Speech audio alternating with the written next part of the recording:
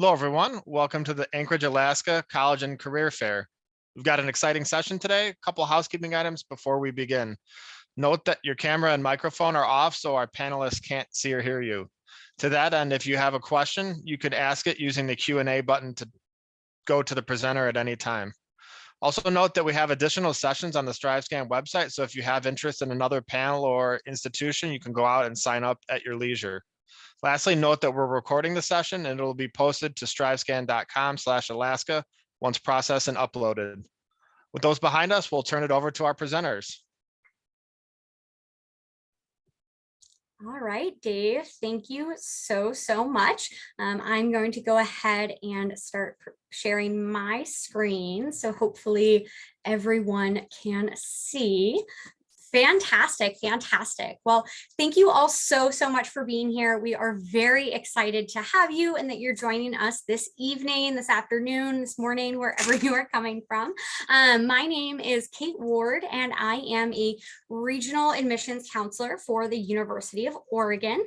I did not attend the University of Oregon, but this is going on my 8th year in college admissions in that realm. So I've been to a few different schools across the country, and I also am a first-generation college student. So I'm really excited to talk with you all about all the different resources and just tips and tricks and things like that we have for you tonight. I will go ahead and turn it over to my colleague Juan to introduce himself. Thank you, Kate. Hello, everyone. My name is Juan. My pronouns are he, him, his, and they, them, theirs. I am also an admissions counselor here at the University of Oregon, and I am actually the Alaska representative for the UL. So if you have any questions, feel free to send them my way or Kate's way, whoever you prefer. And of course, you could always CC us both too, whatever works best for you. And I'm actually a proud alum of the University of Oregon. I actually graduated back in 2020 from our School of Journalism and Communications. And along with Kate, I am also a first-generation student. And so when I heard about this opportunity to speak with you all today, I was fired up and ready to go. But with that, I'll pass it on to Brittany. Hi everyone, my name is Brittany and I'm the admissions counselor for the Matsu and Anchorage and Kenai and Juneau. So if you're coming in from any of those places, I'm your admissions counselor. But I am an admissions counselor at the University of Alaska Southeast, and I graduated from UAS in 2016. I was also a first generation college student. So I love to help students figure out how to accomplish all of their college dreams, even if you don't really know everything when you start. So that was very much my story, and I can't wait to talk a little bit more about that. So I will, pass it back over to Kate. Fantastic. Thank you both so much for introducing yourselves. So we are going to kick it off this evening with just some definitions, and this might seem a little basic, but that is kind of the point of tonight's presentation. Is no question is a silly question, no question is too basic, and we really want to give you all the building blocks and the terminology and also the confidence to ask about the resources or to ask questions you might not know. Something that you might hear about as a first generation college student, or you might hear us say sometimes tonight, is that we don't know what we don't know. So sometimes we don't know what to ask, or we're not sure the right thing to ask to get the correct answer or an answer that would be helpful. So I'm going to go through a couple different definitions of some terms and things like that that are sometimes thrown around pretty casually in the college admissions process that I know I had to learn as a first generation college student, as this was all completely different to me. So before I start with this though, I will go ahead and give a little more background of my college experience. I am originally from Pittsburgh, Pennsylvania, very East Coast. And neither of my parents have bachelor's degrees or associate's degrees. So my parents were both high school graduates, and I was the first one in my family to graduate high school, as well as continue on and get a bachelor's degree. And so to a lot of schools, that means I was a first generation student. Typically, so first generation is defined as a person that has completed a bachelor's degree at minimum, and their parent or guardian within their household has not completed a bachelor's degree. Now, this term may change, or definition may change depending on the school you're applying to. I know sometimes for admissions purposes and financial aid purposes, that could be different. I know sometimes they count just parents and not guardians, or an older brother or sister that is in the house, things like that. So there's a lot of different variations of what this term means, but for our purposes tonight, we're typically going to be sticking to just you or your parents do not have a bachelor's degree. The next thing I'm going to mention is the FAFSA, and this is probably something you will hear over and over and over again, and that stands for the Free Application for Federal Student Aid. Free is the key word there. If you are ever filling out a form that you think is the FAFSA and you are required to pay to submit it or pay to something, that is not the correct form. It will always be free.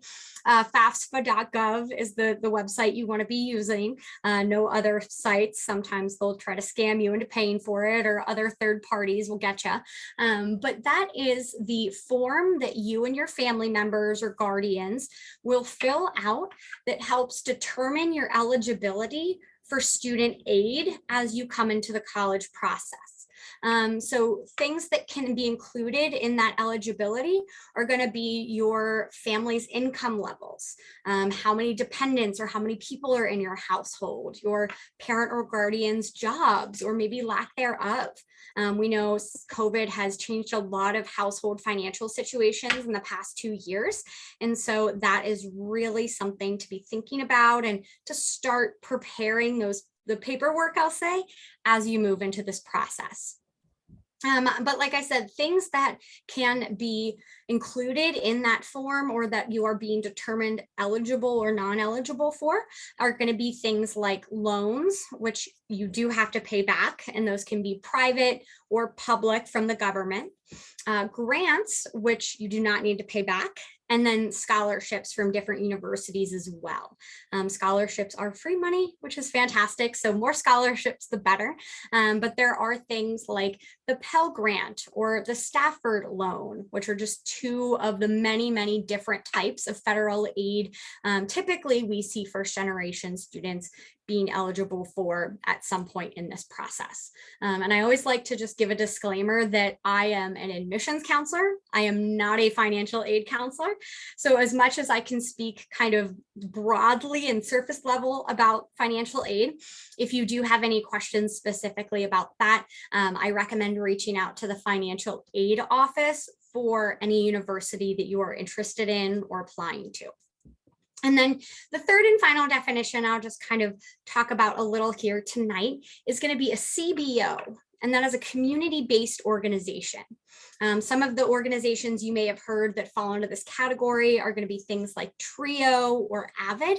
It essentially is a program either within a high school or within a community that can assist students in finding mentorships, creating that peer-to-peer connection.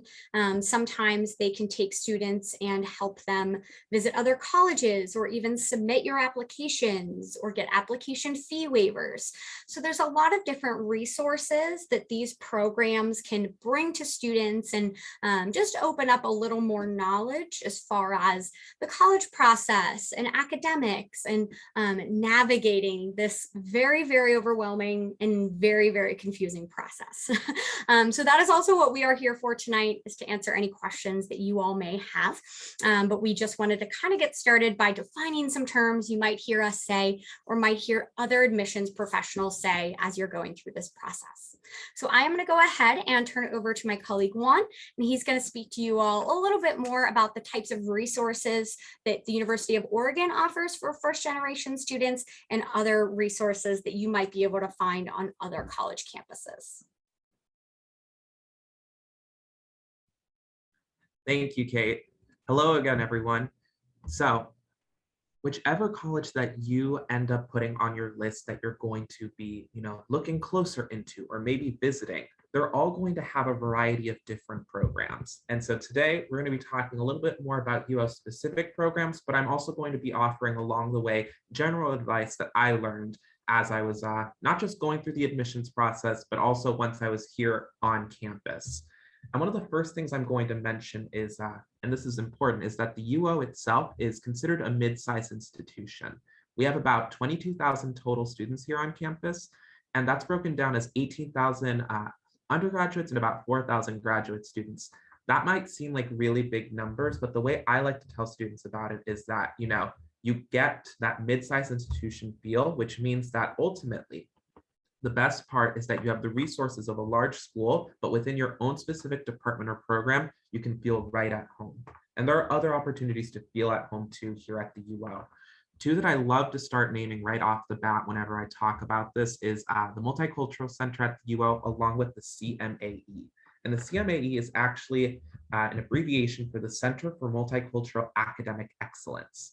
And what they offer, for instance, is when new students are coming to campus who are either ethnic or racial minorities or first-generation students, or they have identities that intersect, they have, for instance, a new student fall retreat where students can get together, meet each other for the first time, and just start developing friendships and bonds there on a retreat, which is really cool. Something else that the CMAE offers, for instance, here at the UO is academic counseling, along with classes and tutors. One of my favorite parts when I would go to the CMAE as a student is that not only did they have like computers you could use, but you could also print for free. Another cool thing that I like to mention about the CMAE is the fact that what was really cool ultimately is that you could check out textbooks there. I think sometimes when we're either going through the college admissions process or when we're actually on campus, we might have this idea of how much textbooks can cost. And frankly, as someone who has worked at a bookstore before as well, before this job, sometimes those prices that you hear about, all the myths and legends, they're true and they can be pricey, but there are ways around it. And the CMA is a great way around it. Another thing that I like to mention to students is that you can always message your professor and ask if you can borrow the copy that they might have of the book and then just photocopy it. Here at the UO, within the UO libraries, at our main branch, the Night Library, the heart and soul library of our campus, what's really cool is that at checkout, a lot of professors from a lot of different departments will have a couple of copies of their own textbooks that you can check out for a couple of hours. The secret is to use a Bookeye scanner. That's one of the major scanners that we have, for instance, here at the UO, but are available on other college campuses. Scan each page that you need for your chapter and then email yourself a PDF. I stopped spending money on textbooks after my second year of college, and I never looked back. Another group that I like to talk about here on campus is Impact. And Impact is actually the intercultural mentoring program advancing community ties. Ultimately, what Impact does is it connects current students with incoming students, kind of like a mentorship, and help make their transition into the university community more comfortable, accepting, and culturally responsive. One of the really cool things about Impact, along with that peer-to-peer mentorship for students of color and first-generation students, is that you're actually paired into what they call a family group. So not only will you be there with your main mentor, which is a student coordinator, but you'll also have other students there too. And what's really cool is that you'll check in throughout the year with each other.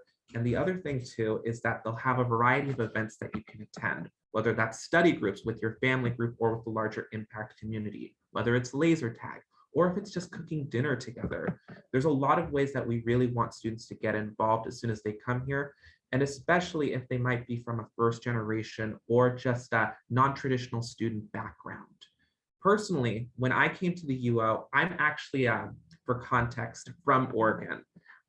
For me, the move was not too big because I was actually based in Portland, and that's where I was born and raised. So it was about a 2-hour drive south from Portland to, beautiful second largest city in the state, Eugene, Oregon. But even then, there was a program just for me too called Pathway Oregon, and it was actually very similar to Impact. For instance, not only did I have like a peer mentor myself, but my peer mentor, honestly, he was really cool. His name was Brennan Heller, and he was actually a music producer who has done work before with Rihanna, which honestly, I can't think of a better person to help me out my first year. Something else I like to talk about that you'll see at the UO, but you'll also see at other college campuses just across the nation are, for instance, FIGs, ARCs, and other opportunities to have community within residence life. So first, I want to talk about ARCs. And what's really cool about ARCs is they stand for Academic Residential Communities. We also have RCs here, which are called residential communities. The difference between the two is that with ARCs, you're taking a class or classes with the fellow people in your community. Whereas residential communities, you're just living together. There are so many different like ARCs and RCs to be involved in. For instance, we have a Women in STEM one. We have one for business leaders, or I guess for future business leaders. And I was actually the head of two ARCs, I should say one ARC and one RC when I was at the UO. And those were the LGBTQI+ Scholars ARC and the Gender Equity RC. What was really cool about these two spaces is that they were dedicated safe spaces for members of the LGBTQI+ community. Ultimately, at the UO, we have over 8 different ARCs and 8 different RCs to choose from, though they're not required for students to live in. Whether you're in an ARC or an RC, or you're not, at the end of the day, you're still going to have the chance to find community with whoever you're living in. The way I like to describe it is that an ARC and an RC will simply elevate that already awesome experience living inside of the residence hall. One other piece of advice I want to give before I pass it on to Brittany is that, at the end of the day, it's so important to ask questions. Ask questions to everyone around you. We've said this before a couple of times, but I'll say it again. No question is a silly question, especially if it's your first time just ultimately going through this process. Personally, I still remember going through the college process myself, whether it was choosing a college, applying to a college, or next steps after getting in. It's not easy, and I fully recognize that, especially when you're the first in your family to be pursuing this path. And so always ask questions and always find people that you can ask questions to. Unfortunately, people aren't yet mind readers, and so you really do have to ask if you want to get those answers. And then give me just one moment. But with that, I think I'll actually pass it on to Brittany now.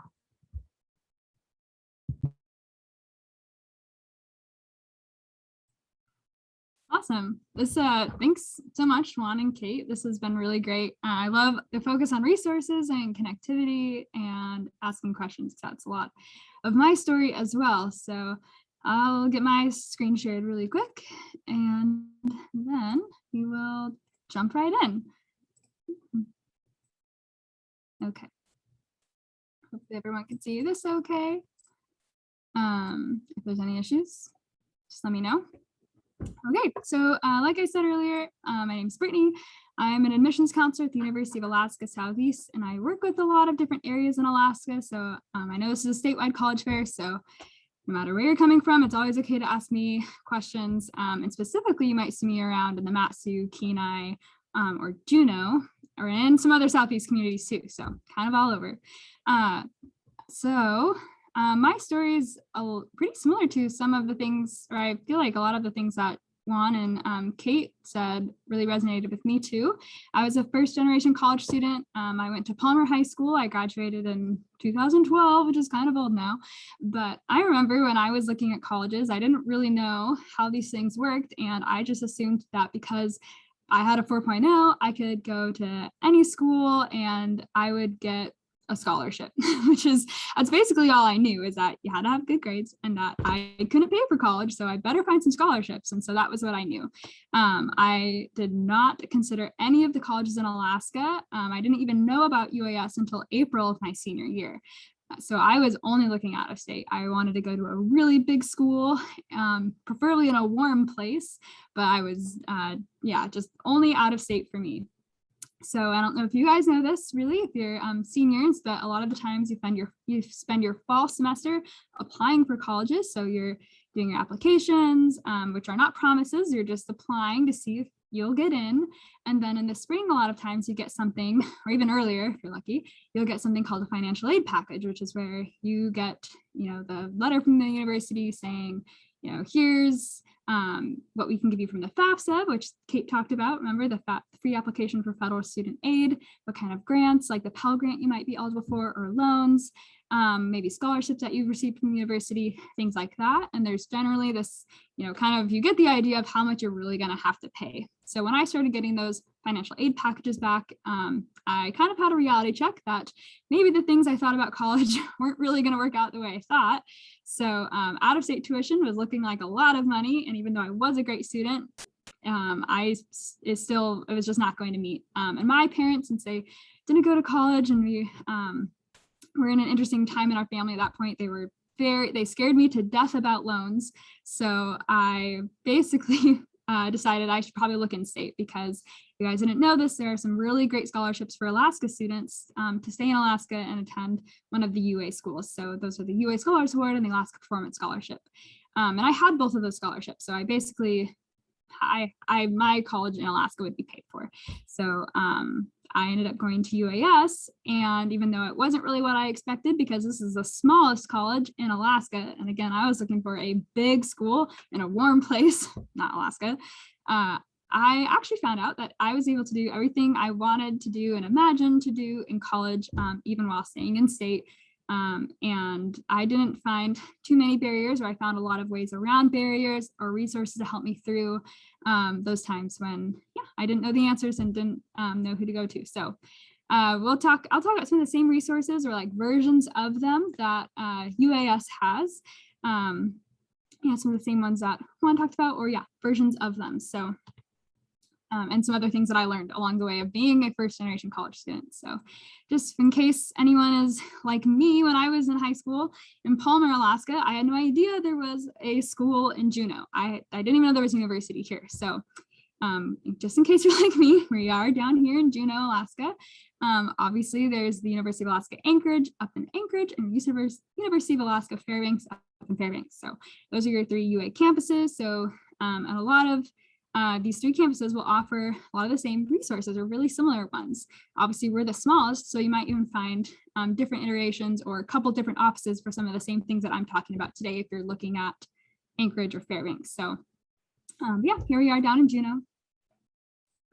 I'm just gonna get these all on here really quick. One of the things that I thought about, or one of the things I thought when I was in high school, was that college is 4 years, and it's always 4 years, and that's what college is. And so when I started looking at programs, I was looking at 4-year programs, because I thought that's what college was.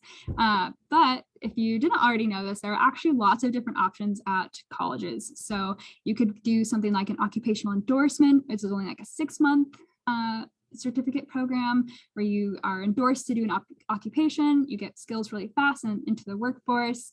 There are certificate programs, which are generally only like a 1-year program, again, really specific, getting you skills and then into the workforce. An associate degree is a 2-year degree, and they even have associate degrees that are more trade focused, like power technology or construction technology, which would have you doing those academic classes along with it's like your first college writing class, your first college math class, alongside trade skills. So that's a really flexible 2-year option. And then a bachelor's degree, which is what, I was thinking of when I thought of college, was a bachelor's degree. I just didn't know there were other options. So if you didn't know that before, those are a lot of different options. And then I also didn't know it was okay to be undecided in college. I thought you had to pick your major before you went to college. So I had a general idea. I thought I wanted to teach in some sense. So I picked elementary education, and then I quickly realized I do not want to teach little children. I wanted to be a high school teacher. So I learned the correct pathway for that at UAS, and that was to do a bachelor's degree in my content area and then look into a teaching program later. So I ended up switching my major, which is also okay. But it's also okay just to be undeclared, because the first 2 years of college, which I did not believe when my mom was like trying to like beg me. She's like, Brittany, just consider any of the in-state schools, because your first 2 years are going to be so similar no matter where you go. And I just was like, Mom, you're wrong. Obviously, like, I know best. It's going to be very different if I go somewhere else. But the first 2 years really are a lot of the times you're getting your general education requirements completed. So your first, like I said, your first math class, your first English class, your first social science class. So it's okay to be undeclared during those times. And maybe you'll take a class that totally rocks your world and then you find out like that's the major you want. So that was just a quick thing on degrees and programs and options, things that I didn't really know about when I was a senior in high school. I just went straight for the bachelor's degree and I thought I had to pick a major, so I did. But there are actually, as you can see, a lot of other ways to start college. So we've already talked about resources a lot. Juan gave an awesome overview of some great options at much bigger school. So we're going to talk about the much smaller scale. But no matter where you go to college, it really is all about self-advocating.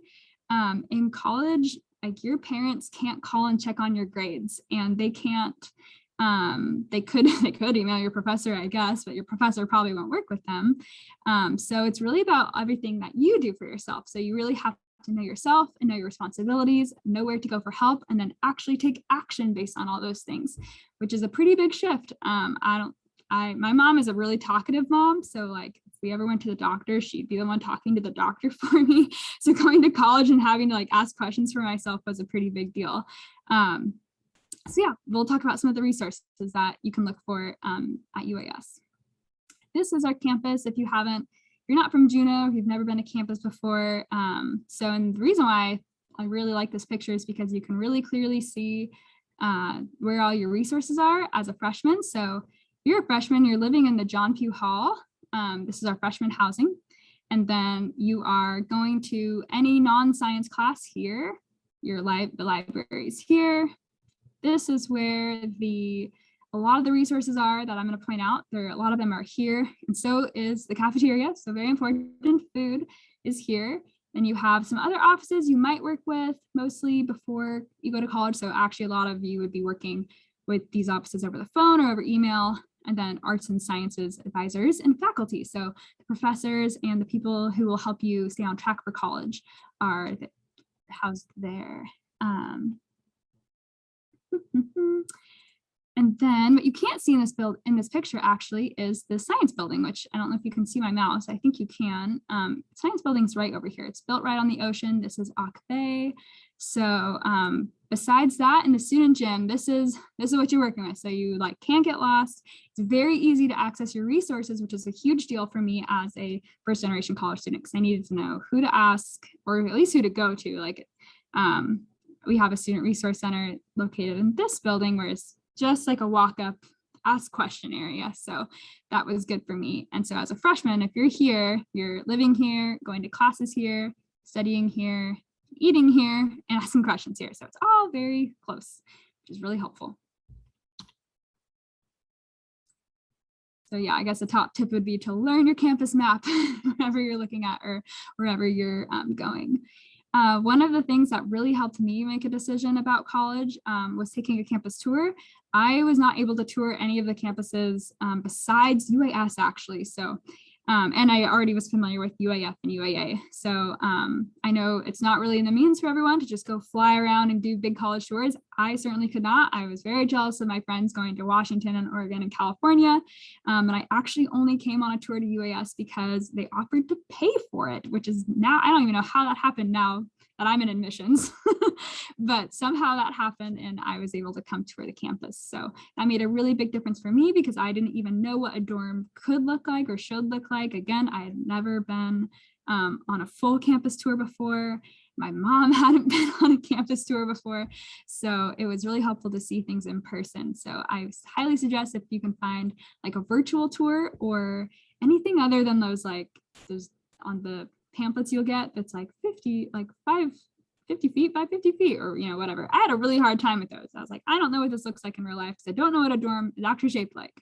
So seeing things in person, whether virtually or in person, is really helpful. Also, kind of a big tip I have is to check out and make sure you know what you're supposed to bring to college. For example, you can see a microwave and a fridge in this picture. They're there. So like our freshmen don't have to worry about bringing them, but you do want to know that beforehand. So you do need a mini fridge or you do need a microwave. Make sure you have one before you show up, or find someone on campus who can help connect you to resources like that. There are multiple resources of the library. I love that one talked about textbook checkout. We do that too. We have course reserved texts. So the professors have the texts at the library. You can check them out for a few hours, return them. I don't think you can actually physically leave the library with them in case you don't want them to disappear because the next person would need it, but you can definitely check them out if you're just doing homework or studying between classes. There's study rooms in the library, and there are also 2 tutoring centers. So tutoring centers are a huge part of being successful, especially if you are new to college or new to the college class schedule. So finding time to study and learning how to study with tutors or with a group of friends that you can bring to a tutoring center is really, really helpful. So at UAS, there's 2 tutoring centers. There's a writing center for all of your writing needs and a learning center for all of math and everything else.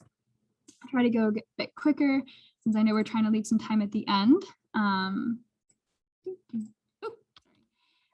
There's also one of my biggest tips for first generation college students is to get connected with people who are interested in the same things you are. So whether that's going to the rec center and doing intramural sports or getting involved in student activities like I did. I joined the student activities board when I was a college student because I didn't know anyone else who was from Palmer, and I just wanted to make some friends and do something new. I was never like in student government or never someone moderating events. I would never do public speaking. So, those joining student activities board, which is a group of students that plans all the fun activities on campus, really helped me open up, make new friends, and gave me some public speaking skills, which I still use to this day. So, but other things like joining a club or starting a club, going to places where you can connect with faculty, staff, and students is really important, and it can really change your whole campus experience. So if you find yourself alone in your dorm and scrolling a lot, I really encourage you to get out and take advantage of awesome student clubs or groups like the ones that Juan talked about, or whatever is offered at your university, because it can really change all of your, it can change everything. So really quick, this is my favorite part to talk about is study away. As an Alaska student, you can go 1 full year nationally and 1 full year internationally and pay in-state tuition for it. So I was telling you, like, finances were a really big part of my college decision making, but I was terrified I would only ever live in Alaska if I didn't leave Alaska. But I actually got to use both of my Alaska scholarships and continue to pay UAS tuition, so in-state tuition, and leave. I went on exchange to Germany, and that was all possible because I connected with the study away advisor right away. Remember that diagram? There's the student dorm, and right on campus is all of our main student resources. So it was really easy for me to find the one study away advisor and ask them for help and ask, how do I do this? And so we set it all up, and I actually left as a sophomore. So that was a really quick turnaround for me, and I was able to do something that I thought would be a really long and hard, complicated process. But since I was so connected to the campus and everyone really wants to see you succeed, it was smooth sailing. Let's see, I don't think I have too many more things to talk about. Lots of resources on campus. Juan talked about a cultural center, which is a really great thing to look for no matter where you are. Our version of that is a Native and Rural Student Center. So we know that students come from all over Alaska, and maybe Juneau is a big school for you, and that's awesome. And we have a center for Native and rural students, but even if you're not Native or not from a rural place, that is supposed to be like a home away from home for you. We have everywhere we'll have academic advisors who are your resource for making sure you're staying on track with your degree program. So if you don't know, I definitely don't suggest self-advising, which I thought I did for a semester, and then I messed my schedule up. I ended up in a really hard science class, and I was an English major. So don't be like me. You have an academic advisor. You should definitely use them. Disability services and clubs are, I said clubs. I think I was looking at the picture above them. Counseling disability services are also super accessible. Career services to make sure you can get plugged into campus resources you want, like jobs and internships, are all really helpful. And then, of course, doing student research. So that's a huge part of the undergraduate experience at UAS. So make sure that no matter where you are, you're advocating for yourself to get in on those research projects that you want to get in on. At a small school like UAS, your professors will really know you, they'll include you, and they know your work. So it's really easy to get in on research that they're doing or work in their labs and get paid to do it. That's awesome. And then I also suggest that, your professors become those references for you for future grad school applications or internship applications and things like that. So at a small school, it's not, I don't want to say it's not competitive, but it's much easier to get the things that you want and accomplish the things you want to do in college. And then, of course, we talked about some money things already. Juan gave some great tips, and Kate already told you about scholarships, what those are, and the FAFSA and how important that is to do so. Some Alaska specific scholarships that you will want to look up are the UA Scholars Award, Alaska Performance Scholarship. The PETAS program is an incredible scholarship if you're Alaska Native and want to be a teacher. And then there's our main UA deadline for scholarships is February 15th. So if you're in Alaska and you're thinking about any of the schools in Alaska, you got to apply for scholarships and for admission by February 15th. This is a quick timeline. I'm trying to go fast. And here we are. These are next steps no matter where you're interested in. So you would want to visit a website, schedule a virtual tour like we talked about, talk with people like Juan, Kate, and I. Definitely get on social media and start following the schools that you're interested in, and ultimately apply for admission. So hopefully that was helpful. That was some of my story too. I hope you all have some great questions for us now. I'm going to stop sharing my screen and pass it back off to Kate. All right, fantastic. Thank you so much, Brittany. So as we've got a little under 10 minutes left in our timeline tonight. So what I went ahead and just did was put our contact information up here. So if you do have any questions after tonight's presentation is over, feel free to email any or all of us with any questions that you might have. We are absolutely happy to chat with you about the admissions process, and not just for our universities that we work with. We're happy to chat about all types of admissions questions, first generation experiences, and things like that. So with our time this evening, what we can do is we will go ahead, and I don't see any questions in the Q&A right now, but if anybody wants to type either in the chat or in the Q&A, now would definitely be the time to do it. And as we are kind of waiting for any questions to come in, like I said, we've got some time left. And I know, Brittany, you really told us about your college process and your college search and things that you did while you were on campus. And so I think Juan and I can maybe just touch a little bit more on our experiences as well. And I know, Juan, you touched a little bit, but perhaps we can both elaborate a little on the things we got involved with on campus while we were there, and things like that. So I will go ahead and go first, since you all only know that I'm from Pittsburgh, and that's basically it. So like I said, I am a first generation college student in the fact that neither of my parents have a bachelor's degree and had only graduated from high school. So we were really, really kind of in the dark with what we were going through. I was the oldest of all my siblings, and I was at a public high school that had a pretty high college going rate. So, you know, in my school, I was actually not an outcast or an outlier, but I was one of the few students that did identify as first generation. So my college counselor was a huge advocate for me, huge help. And when it came time for me to be looking at universities, he basically helped me apply to colleges all across the East Coast and kind of up and down the Atlantic coast of larger public institutions that he thought I would like. And I ended up getting into almost all of them. And very similar to Brittany, I did not have the opportunity to tour just any school I wanted. I had to be very specific and intentional about the schools I was getting to tour. And so I made a list of a few that I had already been admitted to and that I was very, very interested in. And I ended up going to Virginia Tech. I did 4 years there and got my bachelor's degree in human development, which is kind of like psychology. I switched my major 3 different times while I was there. And my very, very, very close friend who was on my hall, she actually lived in the room across from me, kind of took me under her wing and explained to me like how to use my meal card and my bus card and all those sorts of things that I just really didn't know how to do. So aside from reaching out to, adults and professionals on campus, find some friends that sort of seem like they know what they're doing too.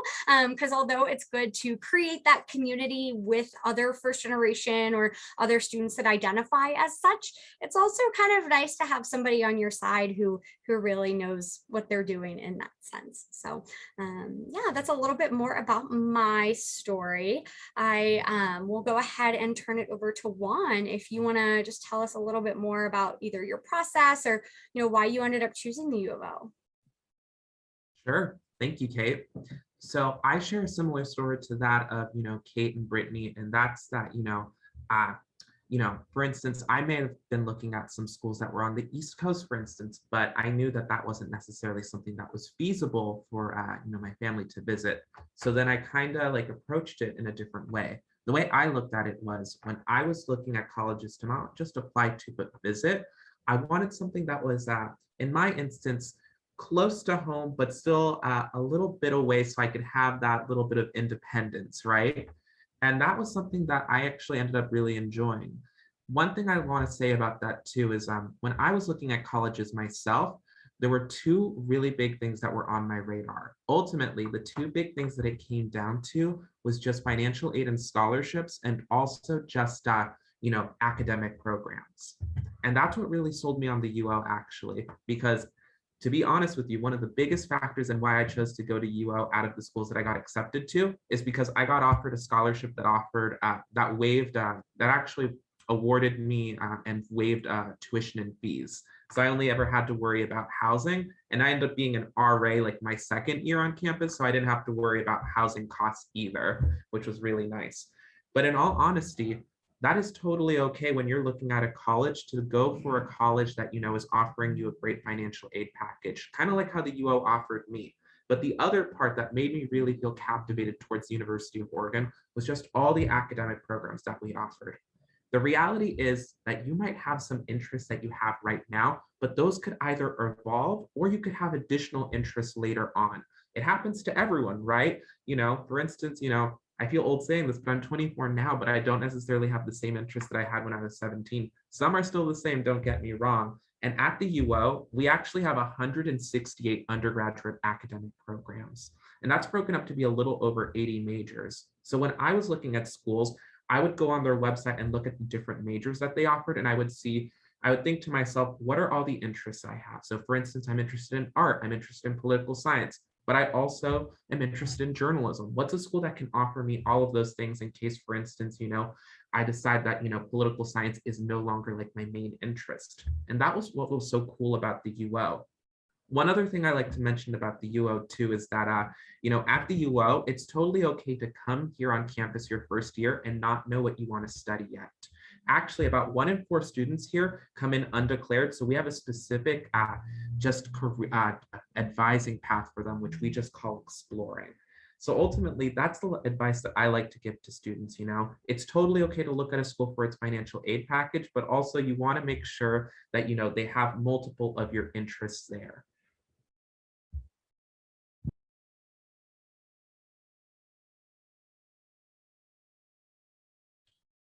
All right. Well, I don't see any more questions in the chat or in the Q&A or anything. So I guess that we'll go ahead and close it out. But I always like to end presentations. And I know all 3 of us have given a lot of advice and tips and tricks tonight. But I do want to close it out. Maybe if we could all just give one last piece of advice for not just first-gen students, but really anybody going through the college process. Juan, do you want to go ahead and start us off with just either a story or a tip or trick that we haven't talked about yet tonight?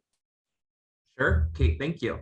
So here's the advice I always give, whether you're a first generation college student or your family, you have family members who have gone to college as well. And here's the piece of advice I like to give. Ultimately, college is what you make of it. The energy that you invest into an institution will come right back. That's one of my favorite parts. Regardless of where you go, if you invest a certain amount of energy in, it'll come right back at you. Sometimes we might have a certain idea that only some colleges might offer certain resources, but at the end of the day, it really is that energy that you put in and it comes back. College is an opportunity for you to start with a clean slate. You can be whoever you want to be at any institution that you're at. And that's my favorite part. I'll pass it over to Brittany. I love that so much. That's so great. My quick admissions tip is follow schools on Instagram and honestly TikTok. I would not have been saying that like 5 years ago, but oh my gosh, that is such a great place to get information. I'm a visual person. I want to see pictures. So that's my top tip, Instagram and TikTok. Awesome. And yeah, with that, I would say you use us, use your admissions counselors, use the office, email us. We are always happy to help, to chat, to talk to you and your parents or family. And yeah, we're here for you to support you in whatever you need. So thank you all so much for being here tonight. It's been a pleasure to chat with you all. And I'll go ahead and let Dave shut us out. Thank you. Great job, everyone. Great energy. We really appreciate all your time. We have a quick 5-question survey that we'd ask all of you to take so we can get some feedback on the session. Again, another reminder, we do have additional sessions in other institutions. So if you have interest, go ahead and sign up. And then a reminder to check strivescan.com/Alaska for the presentation. Hope everyone has a great night. Bye-bye now.